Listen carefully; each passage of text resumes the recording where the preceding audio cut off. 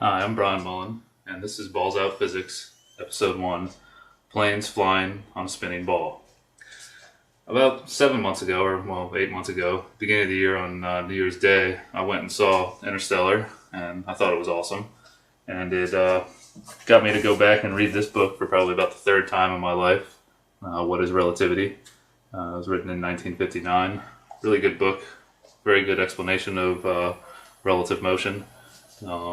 From planes, moving across the Earth with balls bouncing inside them, all the way up to things traveling at the speed of light. It gives a really good explanation of Einstein's theories. And so, here I am, my head in the clouds, thinking about relativity and space travel and all this craziness. And I was, just bored one day, sitting on the couch, looking through YouTube videos, and a couple flat Earth conspiracy videos popped up in the that suggested videos to watch, and I'd seen those before, and I always had thought to myself, "There's just no way," But I'm a very open-minded person, and I was, in the mood to watch something different. So I said, "What the heck? I'll watch one of these." Thinking it would be good for a laugh. Well, about halfway into it, I wasn't really laughing. I was actually questioning a lot of things, and one of the biggest things that caught my attention was planes flying on a spinning Earth, trying to land on north and south runways. Because the Earth rotates from west to east, and things don't seem to line up based on the examples they were showing. This was all graphically, and so I started to look into this a lot. And what really surprised me at first is, I'm a structural engineer, and I've taken a lot of physics courses in my life, and I started to look into the curvature of the Earth and the rotation and the speeds of Earth, and it kind of blew my mind that I'd never really thought about how fast the Earth rotates or how much it actually curves. Here I am researching flat Earth theory, and I'm actually studying the curvature of Earth and the speed at which it rotates. I mean, there's some serious irony there. Our Earth, our model shows it spinning from west to east around an axis, which is represented by this little stick, and the circumference of the Earth at the equator, right here, is, the circumference of the Earth is 24,901 miles. So at the equator, since that's the farthest point from the axis of rotation, and there are 24 hours in a day, the speed of the Earth is 24,901 miles divided by 24 hours gives you 1,038 miles per hour. That's the instantaneous velocity at any point along the equator. I mean, that's what it has to be if everything we're told is true. So that's really fast. That's faster than the speed of sound, which is Mach 1, 761 miles per hour. So I never really thought about how fast that is.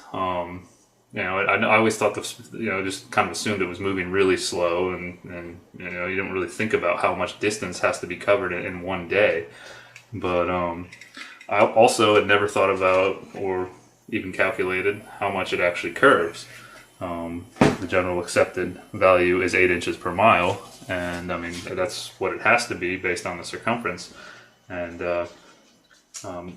that's 8 inches per mile, varying with the distance squared. Because if you're standing, or if you're on a point that's just above the surface of the Earth, or just on the surface of the Earth, and you look straight out away from you, across water, of course, because land has mountains and all kinds of things, but going across the surface of water, at the first mile you would expect to see an 8-inch drop down to the curve. And at the second mile, because it's a curve curving down, it's continuously getting farther away from that horizontal line that you're driving, that you're sighting out away. The second mile is 8 inches times 2 miles squared, which is 32 inches. And then the third mile is 8 inches times 3 miles squared, and if 3 miles squared is 9, it gives you 72 inches. It starts to drop off pretty quick. And so I'd found that the flat Earth community had created this. Someone out there did this. This is a curvature chart. The flat earthers are making a curvature chart, and they're showing how much curvature would have to be, we would have to see in all directions, because it's a sphere, anywhere on Earth. And this was drawn in AutoCAD, and since I'm an engineer, I have access to AutoCAD. The first thing I did is I went and drew a circle with a radius of 3,959 miles, which is the accepted radius of our Earth. I converted that to feet, which comes out to over 20 million feet, and started plotting points and finding that this is very accurate. This is exactly what you get. So I'm starting to wrap my head around how much curvature there should be, and that's quite a bit. And it's kind of hard to find it.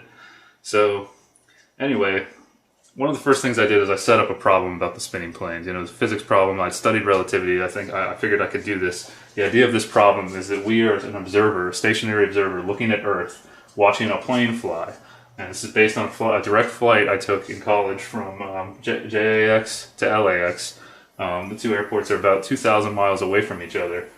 And I flew there and then flew back, and I like doing the problem going back because it's more interesting that way. Because we're rotating with the Earth, and also a lot of some flat earthers out there have said things like, if the Earth is rotating 1,000 miles per hour at the equator, planes can't fly that fast, so they can't catch up to it. And that's not really true, because if the plane's already rotating with the Earth when it takes off, it's the speed it gains in the air is added to the initial speed it already had. So that's not true. But there is a problem here, and that's what I want to get into. So these two airports are 2,000, here's my dimension line here. They're 2,000 miles apart, roughly. We're just going to say they're 2,000 miles apart in order to keep this simple. Okay?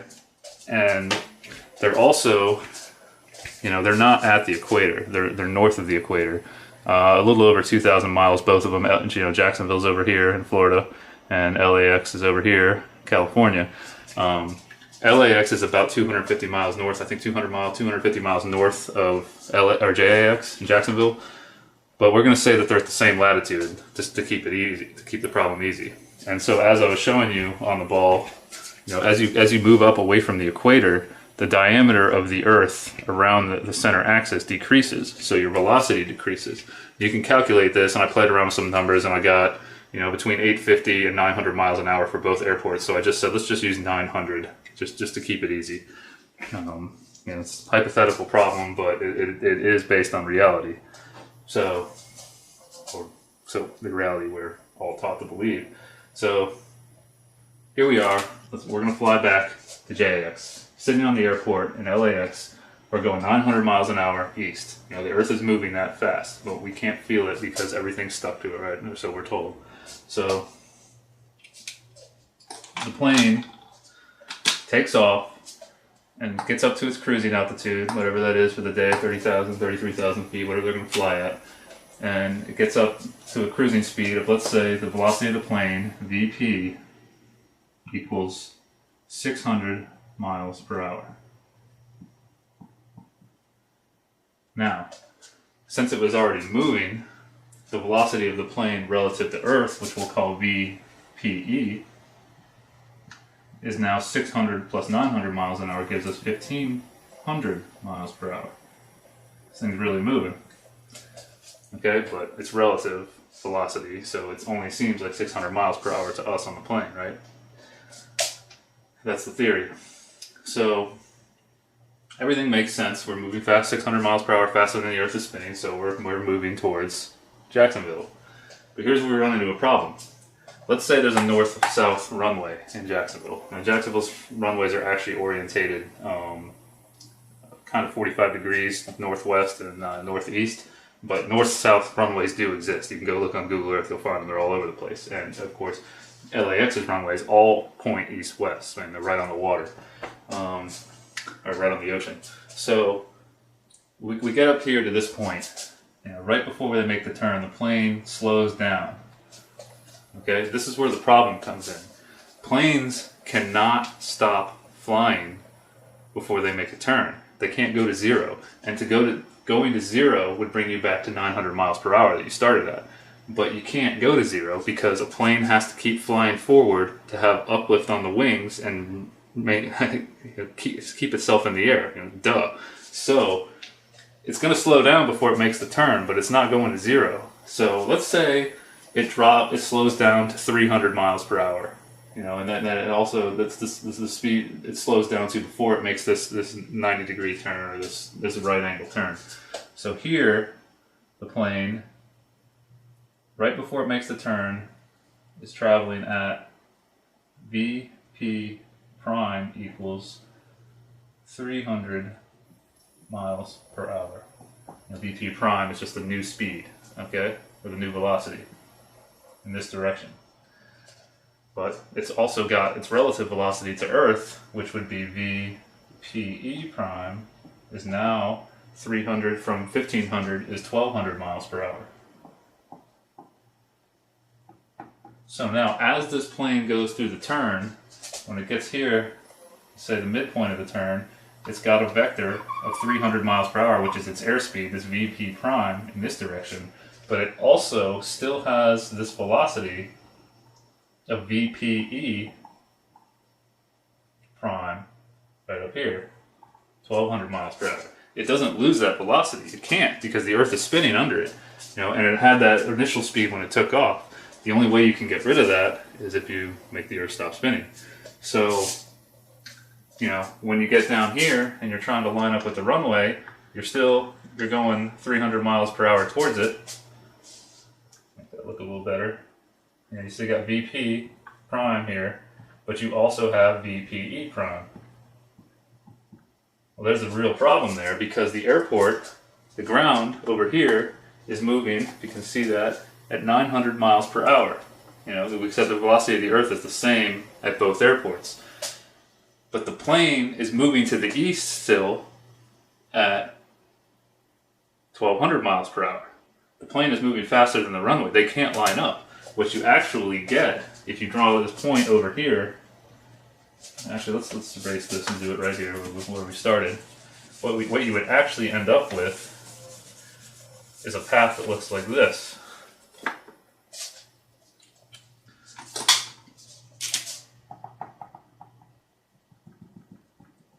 More of a linear path, because the plane, you know, if this point represents the plane has a vector this way and another much larger vector this way. So you're getting something like that. The plane is actually sliding sideways through the air. That doesn't make sense. I mean, it's kind of what's going on. You know, this question, of course, you know, people say, well, the atmosphere, this is what I thought too initially, the atmosphere is moving with the Earth. So, you know, since the atmosphere is moving with the Earth, you know, it's like a fluid that you're traveling through, so it doesn't matter that your initial speed was 900 miles per hour, and then you have a relative speed, and that doesn't work. When you really start to think about it, it doesn't work.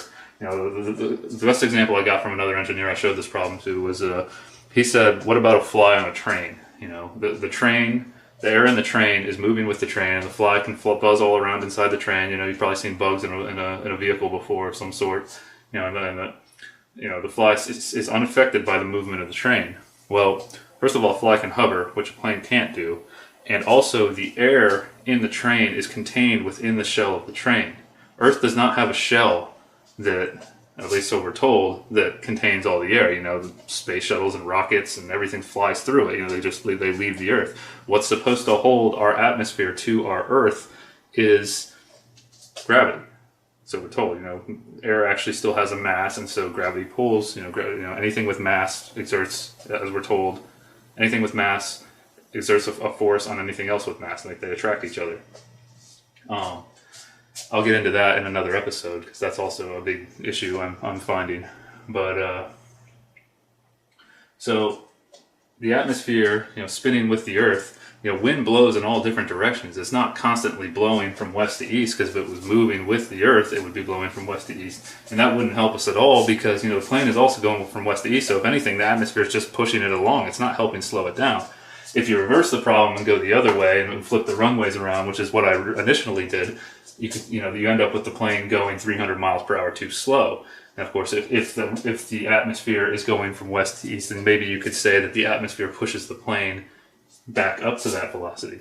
But, you know, Newton's first law says that an object in motion stays in motion unless acted upon by an outside force. So an object in motion relative to another object in motion stays in motion relative to that object unless acted upon by an outside force. It has to. The atmosphere doesn't answer the question. And the other problem with the atmosphere is air gets thinner as you get farther away from the Earth.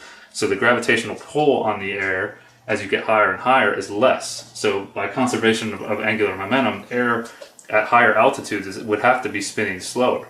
And this is where the actual concept of dark matter comes from in galaxies, because stars at the outer edges are spinning at the same speed as stars in the inner ring of the galaxies, and so we say there's more mass there to make up for this, and that's another thing I'll cover in a coming episode.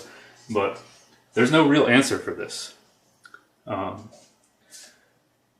I started thinking about this. I'm trying to visualize this, because we never do problems like this, in my engineering classes in college, we used to break down, we derive equations, calculus. We'd use calculus to break down equations that somebody else had already derived before, and I always thought it was annoying because, it always comes down to a simple algebraic expression. Everything in our world becomes very simple. It's kind of amazing. But, everything breaks down to a simple algebraic expression. We'd go through all this proof to back check what these guys had done. But never did we back check our theory of living on a spinning ball, ever. We don't do these problems. Why? Why don't we talk about the curvature? Why don't we talk about the velocity? I went back to school and took astronomy in 2013, and we kind of talked about this, but not in depth like this. And then the other thing I started to think about is, I live in Central Florida. I heard a sonic boom one time from supposedly the space shuttle landing. Rattled my windows and doors. It woke me up, scared the crap out of me. It was pretty awesome actually at the time. The landing strip for the runway at Cape Canaveral is north-south. The north end actually points a little bit to the west, this way. Actually, west is actually this way. But it's mostly north-south. And I also have seen the space shuttles take off from the beach. I accidentally saw one. I just happened to walk out on the beach up in Jacksonville one time and saw one take off. And I saw it go out over the water, going to the east, which would actually be this way. Going out over the water to the east. And then it disappeared from my sight. I thought it went out into space. So it's rotating with relative to the rotation of Earth. Definitely. And when it gets up into space, it's still going to have those components. It's adjusting with we're told it adjusts its movement in space with air jets. Spraying mass out into nothingness, which I'm also going to do another episode on, because that doesn't make sense either. But we'll get into that too. So now this shuttle is going to re-enter the Earth's atmosphere, traveling at thousands of miles per hour when it comes back in, and it's supposed to come back in gliding. It comes through the atmosphere, and you've seen all those videos where the fuselage heats up, and it's slowing down, of course, as it's coming into our atmosphere. But if this thing is coming in at thousands of miles an hour, and trying to come in from either the north or the south end of that runway, and it definitely has components of velocity to the east or west, and that runway is spinning somewhere between 850 and 900 miles per hour to the east. This is insane. The little jets that shoot to the side and the shuttle aren't going to do anything in our atmosphere. This is insane. It doesn't work. Really, try to think about this. Try to wrap your head around an Earth spinning. In all the movies we see of space, the science fiction movies and everything, whenever like a ship is coming up on a planet, the planets always seem to be stationary, because if they were actually rotating at the speeds they would have to be rotating for the length of their days, whether it's Earth or another fictional planet in a movie, it would probably hurt our heads to have to see the ships and things rotating like that. So for Hollywood, and then to make things easier, we see it stationary. It appears stationary. Of course, you could say it's moving too slow, but it's actually moving pretty fast. So, Earth is at least. So anyway, here's the spinning ball problem, but we also still have the curvature problem here. We're flying a great distance, 2,000 miles. And based on that curvature chart I showed you earlier, there's a lot of curvature that this plane has to fly over. So, in architecture and engineering world, looking down on something is called a plan view. So we call this a plan view of Earth. And we cut sections through our plan views to look at a section through a building or anything we're designing. So what if we cut a section through the Earth here? This is typically what a section cut line looks like, something like this. Okay, so we're going to cut a section and turn our view, up, looking into the plan view. Okay, so let's draw that. Still 2,000 miles apart. from here to here and say, this is LAX over here, and this is JAX over here. Both airports are roughly at sea level. I mean, LAX is right on the water, and JAX is a little bit inland, but I mean, Florida's flat, so it's basically at sea level. So we've got this curve of the Earth, the amount of curvature that we would see over 2,000 miles. And here is our datum line, which is sea level. Okay, so this is LAX, this is JAX. Okay, so this distance here, let's get something, use a different color for this. This distance here to the curve would be based on 1,000 miles an hour, 1,000 miles of distance. Excuse me. I mean, this is rough because where do we actually measure? Do we measure across the curve, or do we measure the distance between the 2 points? You know, miles are linear measurements, but we'll just ignore that and just keep it simple and say 1,000 miles. Now you take the curvature chart, you look on here, see if you can see 1,000 miles. 1,000 miles. The height of your curve at 1,000 miles should be roughly 128.4 miles. All right, so this distance here is 128.4 miles. Okay, our plane takes off, you know, heading this way, I guess, because it has to follow the curve, and it gets up to about 30,000 feet, 33,000 feet. That's, you know, 5 miles. You know, that's, you know, a mile is 1 mile is equal to 5,280 feet. So now you're up here somewhere, and you're trying to fly over here, like this, I guess. I mean, you can't fly through the Earth like that, so you still have to follow the curve, obviously. Well, this plane is flying along and follows this curve, right? The Earth is constantly curving, so the plane constantly has to be following the curve. Well, that's a problem because when the rudders on a plane are straight, you know, the flaps or rudders, whatever you want to call them, they're called rudders because it's just like a boat moving through water. You know, air is a fluid, really, and so, you know, when you turn a rudder on a boat, it controls the direction of the boat. Just the same thing in the air. When plane turns its rudders on the wings or on the tail, it affects its motion through the fluid, but it's just the atmosphere that's flying through, and it controls its orientation and where it's going. So to follow this curve, the plane would constantly have to nose down. The pilot would constantly have to nose the plane down if that's how a plane flies. You know, when I first thought about this, I'm like, that's crazy. You know, the Earth is constantly curving, so it constantly has to nose down to follow it. So I got on the internet and started looking up explanations for this. You know, people have asked this question before, obviously, and the general accepted explanation for this is that gravity does it. You know, it's basically like it's going into orbit, and because you have that force, you have this force of gravity on the plane pulling towards the center of the Earth, it makes you follow this orbital path. You know, it's like a ball on a string spinning it around. You know, the force in the string pulling it towards the center makes it actually rotate around. I mean, that's where the theory of all of our orbits in space comes from, is that force pulling towards the center of mass. All right. But see, there's a problem with that because the rudders on the plane are straight. Not the rudders, the rudders, elevators, whatever you want to call them. They're straight, but we're following a curve.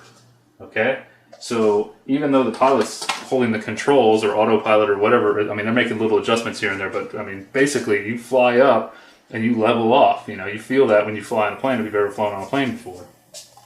So, what if? You know, you say the gravity is the explanation for that. I said, okay. I started thinking about it. That makes sense. You know, I thought about things orbiting Earth, but what if the pilot? Let's draw a plane again. Say up here somewhere. What if the pilot decides he doesn't want to follow the curvature of the Earth for some reason, and he wants to follow a point, a line that is tangent to the Earth, like this, a straight line. So, you know, the pilot wants to follow that line and not fly, you know, he kind of wants to fly up relative to the curve, I guess, or down, depending on which way you're looking at it. But, so now he's got this force of gravity that's trying to make the plane follow the curvature of Earth, based on the accepted explanation for what I was talking about before. So, if you want to fly in a line that's tangent to a point, on the Earth, then you have to fight that force of gravity that's trying to make you follow the curve. So now it's the same problem in reverse. Now you constantly have to pull up on the controls or nose the plane up to fly in a straight line. With the rudders, you're cutting through the air, but you're flying in a straight line with the rudders actually angled like this to make the plane fly straight. That doesn't make any sense. This doesn't work. That's not an explanation. Gravity is not doing this. Where's this curvature? And when you fly in a plane, you'll notice when you look out the window, the horizon, of course, looks flat, and we're told that the Earth is too big and we can't see it, and it's also at eye level. If there's really a curve, there should be a drop. Now this one, people argue about this one. It's a big argument in the flat Earth, round Earth community, but it's becoming a huge debate on the internet. More and more people are waking up to this. It's pretty amazing. And what we're not taught in school is, in the late 1800s, there was a raging debate going on between, flat earthers and globulists, as they were called. People still believed that the Earth was flat. Well, Columbus didn't sail to America and prove, and everybody just started believing the Earth was a ball. A lot of people didn't believe it, and there's actually I've read some testimonies from civil engineers in the 1800s that just say it's ridiculous. When they're talking about laying train track and all kinds of things. So I'm at a loss here. I don't know what to think. I'm kind of thinking it's flat and stationary. I've gone to Lake Apopka and I would take my telescope there, and on the south end of the lake, Lake Apopka is one of the biggest lakes in Florida. I think it's the second biggest. On the south end of the lake with my telescope sitting 3 feet above the shore, I can see the North Shore 8 miles away. Well, based on the curvature chart, there should be, what is that? Based on 8 miles, I should have a 43-foot drop from one side to the other. I shouldn't be able to see the shore. There should be a curve of water in my way. You can't see it on a rough day when the waves are in the way, but on a calm day, you can. That doesn't make sense. I should not be able to see that. So I don't know what's going on here. I've had my world turned upside down or right side up by this. I've spent a lot of time researching this, a good 7 months, and I've seen a lot of different things. There's a lot of topics to talk about, but this is the one I thought I'd start with.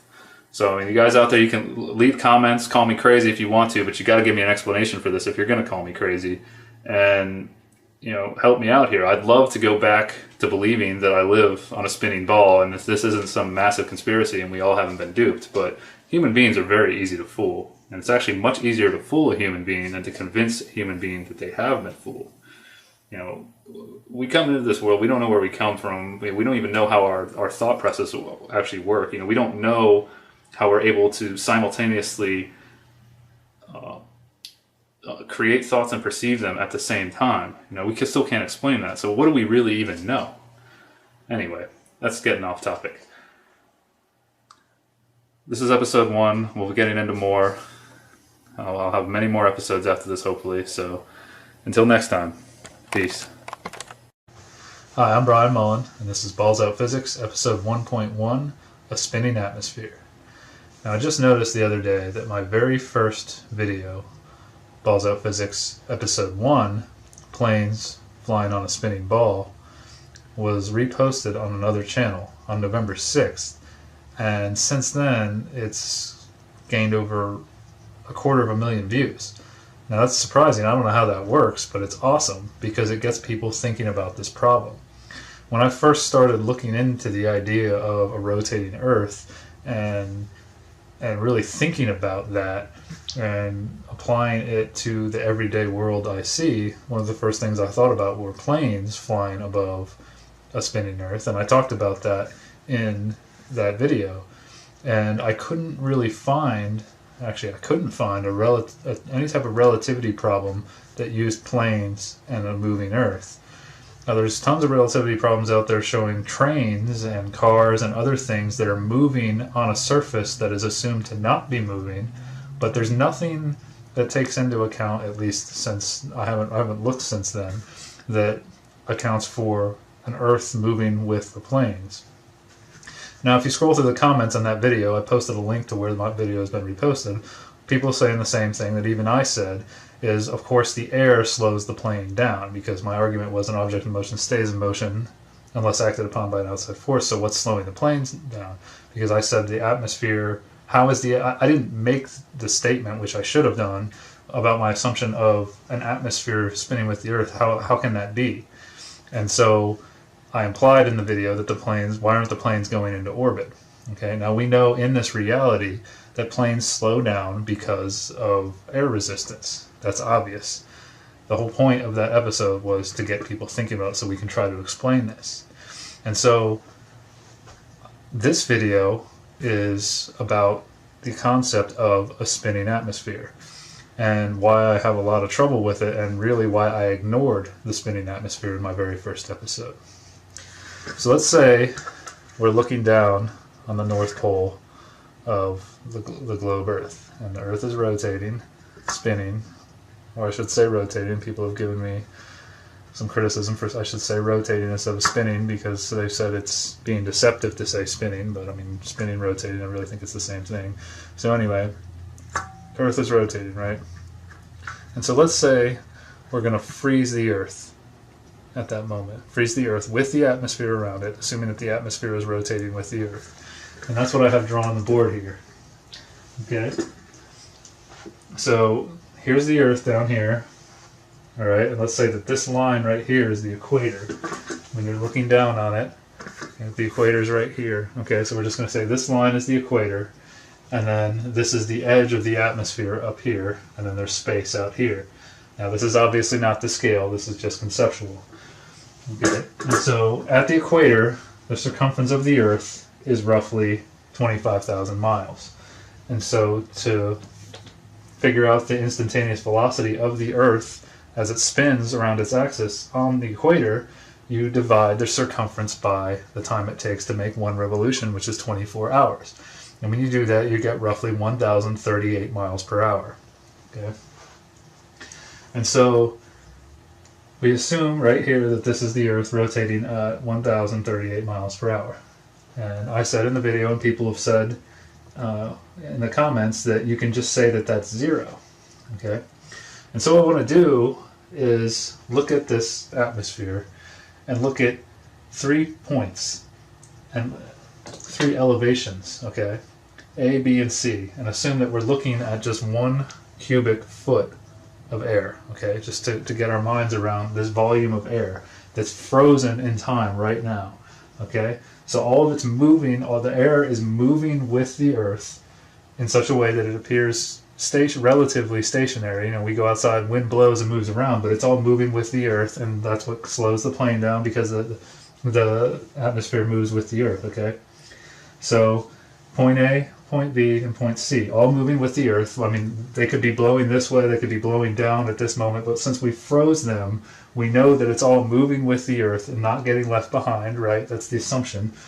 And so we will say at this moment we expect all of these points of air to make one complete revolution and come back to the same spot in 24 hours, right? Because the atmosphere moves with the Earth. The atmosphere never gets left behind.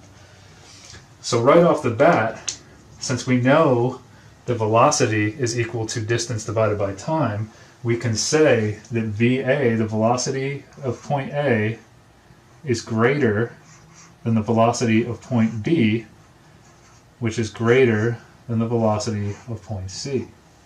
Because point A has a longer distance to travel in 24 hours than point B, and point B has a longer distance than C, because the circumference of their path is greater, right? So I've got A up here at the edge of the atmosphere, space up here, B right here around 6 miles where planes fly, and C near the surface of the Earth, okay? And so this rotation here, the theory is that the Earth is rotating about its axis because of the Big Bang. When you really think about it, there was this Big Bang, everything exploded out into space, planetary systems formed, galaxies, all that stuff formed, and this rotation is what is left over from that explosion. That's leftover energy from that explosion of the creation, which created everything, right? And so everything's just been moving for billions of years, and there's no friction between space and the atmosphere, right? Because there's nothing in space. So an object in motion stays in motion unless acted upon by an outside force, right? But that's kind of strange when you think about that air at higher elevations has to be moving faster to keep up with the ground below it. Because air moves up and down, right? Hot air rises, as we know, and cool air sinks, right? So how does the air speed up? When it's heated, it rises, but then it has to start moving faster. Now, even if it's only a little bit faster, the difference in these velocities, if you calculate them, isn't much, but they do have to be greater, or they will start to get left behind. So, how that is explained, I don't know. I haven't really found anything to talk about how the air has to be moving faster. But another thing to think about is, air isn't stationary like we're assuming in this problem, right? It blows, it moves all over the place, and down here at the surface, air goes up and down over valleys, and air actually speeds up as it goes up and as it goes over the top of a hill. It speeds up, it slows down, runs into mountains, goes through trees. There's things flying around in the air, different pressures. All kinds of stuff is happening internally as it all moves with the atmosphere. Now, I would think that eventually something's going to have to give it a nudge to keep it moving with the earth, so to say. The energy would be lost, okay? But not to mention that, there are things that enter our atmosphere. There's meteors, all kinds of stuff is constantly is supposed to be entering the atmosphere from outer space. So that is pushing back on the atmosphere and wanting to slow it down. And so the common explanation for how the atmosphere keeps up with the surface of the earth is by friction between the air at the surface. Let me use a red marker for this. There's friction here pushing back on this cubic foot of air down here that's at the surface. And then that's transferred through internal friction, for internal shear forces within the fluid, because air is essentially a fluid, okay? It has viscosity. And so these internal shear forces are transferred all the way up throughout the layers of air, right? Just the air pushing against itself, the friction carries that force all the way up to keep the atmosphere moving with the earth, right? Well, the problem I have with the thing doesn't make sense to me, and this is why a lot of this is why I ignored it in the first episode, though I didn't explain it, is when you create friction, you create heat. You rub our hands together. It's actually kind of cool here today. Rub my hands together to warm them up. That creates heat. Heat is essentially kinetic energy. And so when something creates heat on the earth, or when the earth is heated by the sun, where does that heat go? Well, if you watch Balls Out Physics episode 4.1, I talked about how the accepted explanation for how things don't just get hotter and hotter and hotter is that it radiates out into space, right? So heat from the earth radiates out into space, into infinite space, and is lost forever. So this process right here, this friction process, the shear force process, creates heat, and that heat is escaping. Therefore, this whole system would be losing energy, wouldn't it? And so we say that heat is really kinetic energy, and kinetic energy is equal to 1/2 mass times velocity squared, right? And so this kinetic energy, I assume, is going down. The kinetic energy of the atmosphere is going down because it's losing heat. And since I hope we're not losing mass to infinite space, not losing our air, that leaves only velocity to go down. So not only does the speed of the air relative to the surface of the earth have to increase as you go up in elevation, because the path it has to travel, the length of the path, the circumference, increases. We also have this problem with losing energy. I don't understand how this could work. And that's that's one thing I've been thinking about. I hadn't really come up with a way to explain it until making this video. So how does this atmosphere keep up with the Earth? And this is why in the very first episode I really was saying, how do planes not go into orbit? Because how does the atmosphere, in a sense, keep up with the Earth? I probably should have made this video first. So that's how I feel about this. Please keep the discussion going. I'm going to post a comment on the repost of my first video saying that I made another video to keep this discussion going, because that's what this is all about. It's just talking about this world. And if you agree with my analysis, or you don't, or you just want to keep the discussion going, please go to the video. I posted a link in the description below, and like my comment so it'll get bumped to the top so people can see this video, and then we can keep this going to figure out what's going on here. Because really this increase in velocity that you have to keep up with the Earth doesn't make sense. And then the heat loss to me. Another thing a lot of people have said is you can set the velocity of the Earth equal to 0, right? Because of relativity, we just say that the Earth isn't moving for the plane problem, right? But if VC, right at the ground surface is roughly 0. I mean, it is a little bit above the surface, so it would have to be slightly faster than 0 because its path is slightly longer if you go to the center of a foot. That's just getting too far into it, though. So if we say VC is 0, then VB and VA both have to be greater than 0 to keep up with the Earth, or they'll get left behind in 24 hours. So how does it all work? How do these things blow and move all over the place but still keep up with an Earth that's rotating? How does that work? There's just too much going on. It doesn't really make sense for all this movement to be happening, but us to go outside and experience this relatively stationary air that we experience every day. So that's my thoughts on this. Please keep the discussion going, and until next time, peace. Hi, I'm Brian Mullin, and this is Balls Out Physics, episode 1.2, Flying Over the North Pole. I gotta thank Deep Inside the Rabbit Hole for pointing this out, because it really helped me develop a south-north-north-south flight problem, where I think the issue that I was trying to explain in episode 1.0 is really shown. And so what I have here is a view of the Earth looking down on the North Pole, kind of like I was talking about in episode 1.1, looking down on the North Pole like this. What I have is Quito, Ecuador here, and Singapore over here. And so if you look at this on the globe right here, Quito is right here in Ecuador. We're going to say it's right at the equator. It's a little south. Okay, we're going to take a flight from Quito over the North Pole to Singapore over here by my thumb. Okay, now Singapore is at 104 degrees east of the prime meridian, and Quito is about 78 degrees west. And so that's 182 degrees between them, but I'm showing a straight line here. We're just going to assume that they're 180 degrees away from each other. And the runway at Quito actually faces almost due north.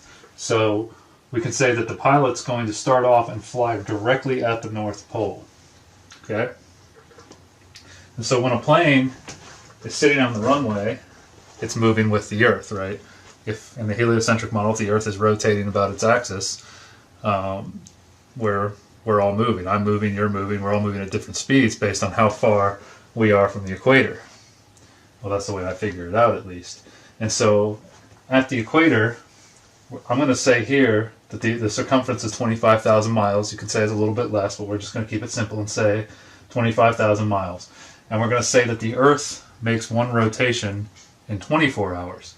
Now, you could argue that in a heliocentric model, the Earth makes one complete rotation in a sidereal day, which is 23 hours and 96 minutes, but that's a topic for another time, and it's only 4 minutes difference. And we're also going to say, to keep things simple, that the flight from Quito to Singapore takes 24 hours. And we're also going to say that that distance is 1/2 of the circumference of the sphere. We're assuming a perfect sphere here.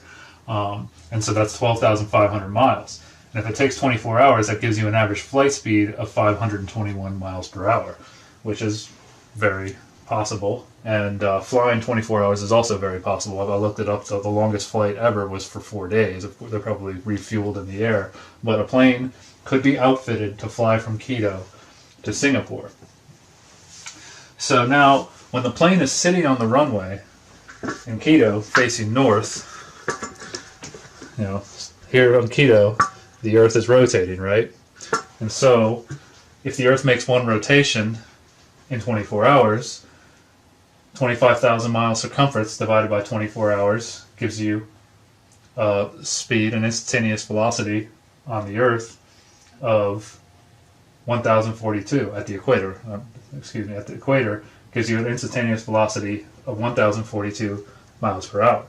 Now you notice for the plane, I wrote speed instead of velocity because in physics, speed is just a rate, whereas velocity is a rate and a direction, or having a vector.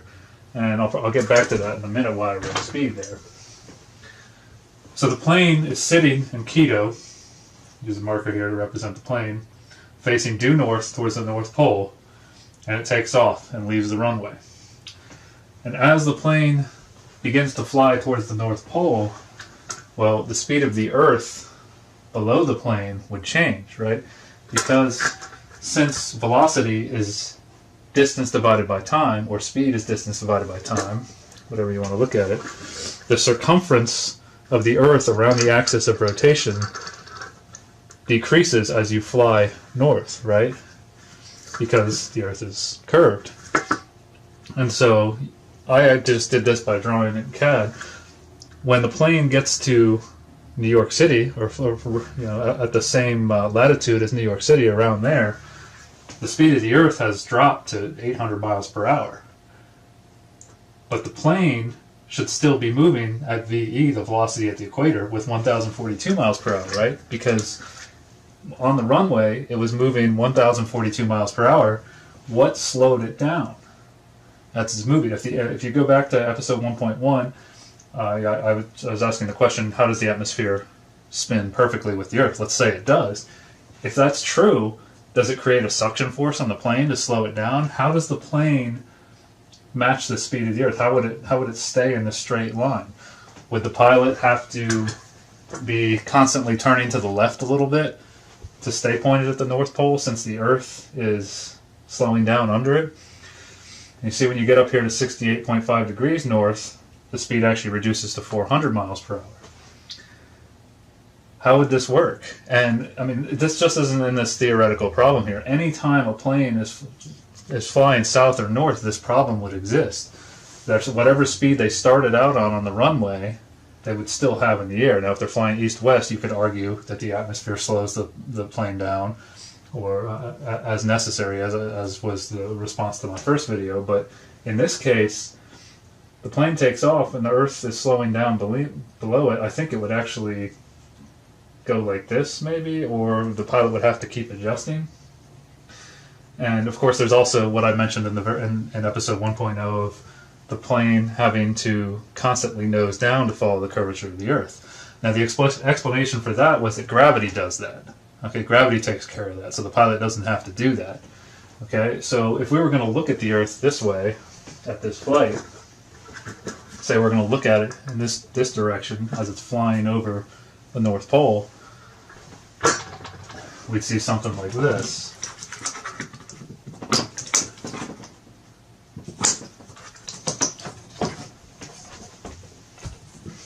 Okay, so here's the Earth, North Pole here, this is your axis of rotation, and here's the plane traveling in its path. Now gravity is what keeps it following the curvature of the Earth, right?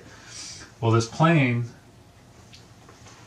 what's going to keep it following this axis of rotation? Gravity doesn't pull in two directions at one time, does it? Does it pull towards the axis of rotation as well? How's that going to work?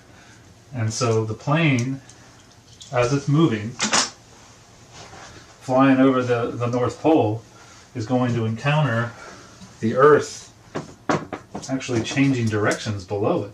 Because here the Earth is moving this way, and as the plane crosses the North Pole, now the Earth is going the other way. This is what Deep Inside the Rabbit Hole pointed out in a comment on my last video.